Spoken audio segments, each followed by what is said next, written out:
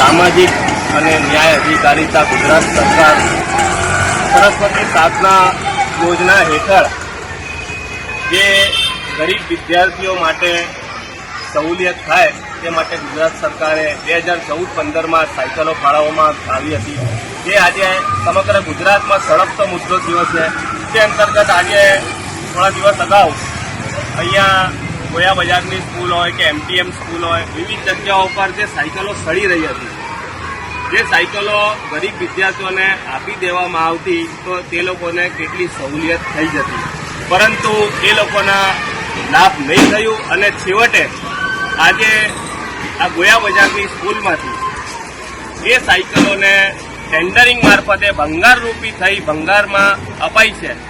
તો મારે તંત્રને એ સવાલ કરવો છે કે જો ગુજરાત સરકાર દ્વારા સમગ્ર ગુજરાતમાં આટલી માતબર રકમે જે સાયકલો ફાળવવામાં આવી હતી તો એ સાયકલોનો યોગ્ય ઉપયોગ ન થયો, વિદ્યાર્થીઓને એનો લાભ ન થયો, તો સરકારના નાણાં વેડફવા પાછળ એનો હેતુ શું?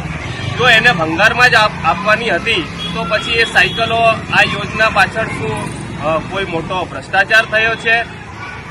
એ તપાસનો વિષય છે। હું ભરૂચ જિલ્લા શિક્ષણ અધિકારીને પણ કહેવા માંગુ છું કે એમના ટેન્ડરિંગ હેઠળ આજે આ ભંગારમાં સાયકલો અપાઈ છે, તો શું ભાવથી આ સાયકલો અપાઈ છે? ભરૂચ હોય, અંકલેશ્વર હોય, જંબુસર હોય, વિવિધ સ્થળોએ આ સાયકલો જે સડી રહી, 10 વર્ષ સુધી સડી રહી અને ભંગારમાં આપી, તો એની પાછળ શું કોઈ ભ્રષ્ટાચાર છે? એની તપાસ વહેલી તકે કરાવવી જોઈએ। જય હિન્દ, જય ભારત।